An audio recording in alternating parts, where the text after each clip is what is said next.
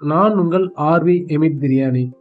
இன்னைக்கு நம்ம பார்த்தீங்கன்னா சென்னை ஸ்டைலில் ஈஸியாக எப்படி சிக்கன் பிரியாணி செய்கிறதுங்கிறத பார்க்க போகிறோம். 7 கிலோ சிக்கன் பிரியாணிக்கு 1.5 லிட்டர் ஆயில் நம்ம இப்போ பயன்படுத்துகிறோம். 7 கிலோ பிரியாணிக்கு பார்த்தீங்கன்னா நம்ம 2 கிலோ வெங்காயம், 100 கிராம் பச்சை மிளகா நம்ம இதில் சேர்த்துக்கலாம். இந்த மாதிரி வெங்காயத்தை கட் பண்ணி சேர்த்துக்கிட்டதுக்கு அப்புறம் எண்ணெய் நல்லா சூடாக இருக்கும்போது வெங்காயமானது இந்த மாதிரி நல்லா பொரிஞ்சு வரும். பொரிஞ்சு வந்ததுக்கு அப்புறம் பார்த்தீங்கன்னா 10 கிராம் ஏலக்காய், 5 கிராம் லவங்கம், 10 கிராம் பட்டை, இதை மூணுத்தையும் இதில் சேர்த்துக்கலாம். வெங்காயம் நல்ல பொன்னிறமாக வர்றதுக்கு ஒரு 50% வெங்காயம் வதங்கினதுக்கு அப்புறம் ஃப்ளேமை ஸ்லோ ஃப்ளேமில் வச்சு வதக்கும் போது நமக்கு வெங்காயம் கருகாமல் வதங்கும். இந்த மாதிரி வெங்காயம் கோல்டு கலரில் வந்ததுக்கப்புறம் பார்த்தீங்கன்னா நம்ம இப்போ என்ன பண்ண போகிறோம்னாக்க மஞ்சள் தூள், தனி மிளகாத்தூள். இப்போது 7 கிலோ பிரியாணிக்கு பார்த்தீங்கன்னா 70 கிராம் தனி மிளகாத்தூள் பயன்படுத்துகிறோம். 1 கிலோவுக்கு பார்த்தீங்கன்னா 10 கிராம் தனி மிளகாத்தூள் பயன்படுத்தணும். இதுக்கு அப்புறம் பார்த்தீங்கன்னா 700 ml நம்ம தயிரை இதில் சேர்த்துக்கலாம். தயிர் ஏன் நம்ம ஃபஸ்ட்டே சேர்க்குறோன்னு பார்த்தீங்கன்னா தனி மிளகாத்தூள் கலர் எண்ணெயில் வதங்கும் போது ரொம்ப டார்க்காகாமல் இருக்கிறதுக்கு, பிரியாணிக்கு தேவையான நேச்சுரல் கலரை நமக்கு கொடுக்கறதுக்காக நம்ம இந்த மாதிரி சேர்க்குறோம். இப்போ பாருங்கள், பார்த்தீங்கன்னா மசாலா எப்படி ஒரு ரெட் கலரில் வந்திருக்குன்னு பாருங்கள். இப்போது நம்ம இஞ்சி பூண்டு ரெண்டுத்தையுமே தனியாக அரைச்சி வச்சுக்கணும். ஃபஸ்ட்டு பார்த்தீங்கன்னா நம்ம பூண்டு பேஸ்ட்டை நம்ம இதில் சேர்த்துக்கலாம். இந்த மாதிரி நம்ம சேர்க்கும் போது சென்னை ஸ்டைல் பிரியாணி ரொம்பவே சூப்பராக நமக்கு வரும். இந்த மாதிரி மசாலா பேஸ்ட் ஆனதுக்கப்புறம் பார்த்தீங்கன்னா நம்ம அடுத்ததாக தக்காளியை அரைச்சி வச்சு பயன்படுத்துகிறோம். தக்காளியும் பார்த்தீங்கன்னா 2 கிலோ நம்ம இதில் சேர்த்துக்கிறோம். தக்காளியோட 280 கிராம் கல்லுப்பு நான் இதில் சேர்த்துருக்கேன். இதுக்கு அப்புறம் 1 கட் புதினா, 1 கட்டு மல்லி, ரெண்டுத்தையும் கட் பண்ணி இந்த மாதிரி நம்ம வாஷ் பண்ணி நம்ம இதில் சேர்த்துக்கலாம். இதுக்கப்புறம் இஞ்சி நம்ம சாறை மட்டுமே இந்த மாதிரி வடிகட்டி நம்ம இதில் நம்ம பயன்படுத்துகிறோம்.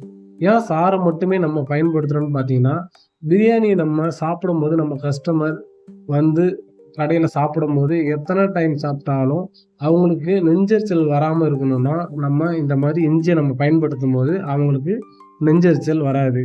இது நீங்கள் பிரியாணி செய்யும் போது ட்ரை பண்ணி பாருங்கள், கண்டிப்பாக இது உங்களுக்கு ஒர்க் அவுட் ஆகும். இப்போ நம்ம மசாலாவில் சிக்கன் சேர்க்க போகிறோம். 7 கிலோ அரிசி, 7 கிலோ கறி. 7 கிலோ சிக்கன் பிரியாணிக்கு இந்த மாதிரி நம்ம சிக்கனை நல்லா வாஷ் பண்ணி இதில் சேர்த்துக்கிறோம். சிக்கனை சேர்த்ததுக்கு அப்புறம் பார்த்தீங்கன்னா 5 லெமனை சாறு புழிந்து இப்படி நம்ம இதில் ஆட் பண்ணிக்கிறோம். அடுத்ததாக அரிசி வேக வைக்கிறதுக்கு நம்ம தண்ணி ரெடி பண்ணிக்கிறோம்.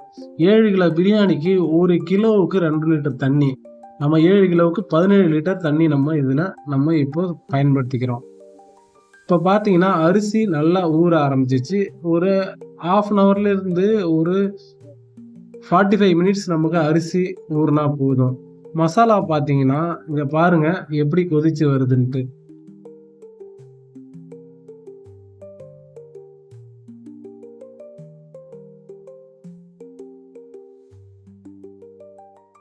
அடுத்ததாக பார்த்தீங்கன்னா பிரியாணி தம் போடுறதுக்கு அடுப்பில் நம்ம தவாக்கல் பயன்படுத்துகிறோம்.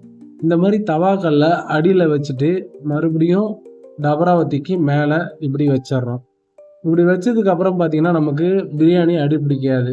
அடுத்தது தண்ணி நமக்கு கொதிச்சிச்சான்னு செக் பண்ணுறோம். இப்போது தண்ணி நல்லா கொதிக்க ஆரம்பிச்சதுக்கப்புறம் நம்ம உப்பு சேர்த்துக்கிறோம்.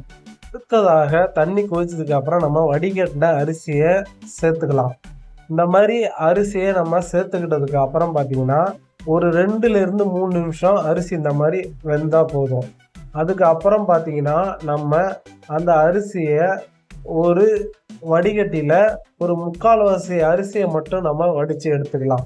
இப்போ இதோட பக்குவம் பார்த்தீங்கன்னா ஒரு 60% அரிசி வந்தால் போதும். இந்த தன்மையில் நம்ம ஃபுல் அரிசியை நம்ம வடிகட்டாமல் ஒரு 3/4% அரிசியை மட்டும் நம்ம இப்படி வடிகட்டி இந்த மாதிரி நம்ம மசாலாவில் சேர்த்துக்கலாம். இந்த மாதிரி மசாலாவில் சேர்த்துக்கும் போது கரண்டியை சென்டரில் பிடிக்கணும். கரண்டி அந்த மாதிரி சென்டரில் பிடிக்கும்போது அரிசி பரவலாக இருக்கும். அதே மாதிரி பார்த்தீங்கன்னா கீழே நம்ம எரிஞ்சுக்கிட்டு இருந்த அடுப்பை பார்த்தீங்கன்னா ஃபுல்லாகவே ஆஃப் பண்ணிடலாம். இப்போது அரிசியை சேர்க்கும் போது மசாலா தண்ணி கொதிக்கக்கூடாது. இந்த மாதிரி பக்குவத்தில் அரிசியை சேர்த்துக்கிட்டு நம்ம இதை ரெடி பண்ணிவிட்டு மறுபடியும் உலையில் இருக்கிற பேலன்ஸ் அரிசியை எடுத்து நம்ம இதில் சேர்க்கலாம். இந்த டைமிங்குள்ளே பார்த்தீங்கன்னா அந்த தண்ணியில் இருந்த அரிசி பார்த்தீங்கன்னா ஒரு 70-80% 80% வந்துடும். ஏன் நம்ம இந்த மாதிரி நம்ம தம் போடுறோம் அப்படின்னு பார்த்தீங்கன்னா, அப்போ தான் பிரியாணி மேலேயும் சரி கீழேயும் ஒரே மாதிரி நமக்கு வேகும். அடுத்ததாக இந்த மாதிரி வேஸ்டியை சுற்றி நம்ம வச்சுட்டு நம்ம மூடியை வச்சு தம் போடும்போது நமக்கு வெளியில் ஏர் லீக் ஆகாமல் இருந்தால் அரிசி வந்து நல்லா பூ மாதிரி உதிரியாக நல்லா தம் ஆகி வரும். இப்போ பார்த்தீங்கன்னா ஒரு 2லேருந்து 3 நிமிஷத்துக்கு இதேமாரி ஹை ஃப்ளேமில் நம்ம அடுப்பை எரிய விடணும். அப்புறமா ஸ்லோ ஃப்ளேமில் ஒரு 5 நிமிஷம் அடுப்பை எரிய விட்டுட்டு அதையும் ஆஃப் பண்ணிவிட்டு அதுக்கப்புறம் ஒரு 15 நிமிஷத்துக்கு அடுப்பை ஆஃப் பண்ணி தம்லேயே வச்சுருக்கணும். இப்போ வாங்க நம்ம தம்மை ஓப்பன் பண்ணி பார்க்கலாம். அரிசி வந்து பார்த்தீங்கன்னா தம் ஆகி முடிஞ்சிருச்சு. இப்போ பிரியாணியை நம்ம கிளறி எடுத்து பார்க்கலாம். பாருங்க, இப்போ நம்ம எடுக்கிற பிரியாணி எப்படி பூ போல கரண்டியில் ஒட்டாமல் எப்படி உதிரி உதிரியாக வருதுன்னு பாருங்க. உங்களுக்கு தெரியுதா? நல்லா பார்த்தீங்கனாலே உங்களுக்கு தெரியும். அரிசி அப்படியே பார்த்தீங்கன்னா அப்படியே பூ போல நமக்கு பிரியாணி வரும் உதிரியாக. இந்த மாதிரி தான் நமக்கு வந்து பிரியாணி வந்து இருக்கணும். இப்போ பார்த்தீங்கன்னா டேஸ்ட்டும் சென்னை ஸ்டைல் பிரியாணியில் அப்படியே பக்காவாக இருக்கும். இந்த பிரியாணியில் மசாலாவில் சக்கன்னு எதுவுமே இருக்காது, வெறும் ரைஸ் மட்டும் இருக்கும். ஆனால் சாப்பிட்டு பார்த்தீங்கன்னா அவ்வளோ பிரியாணி ஒரு ஜூஸியாக இருக்கும்.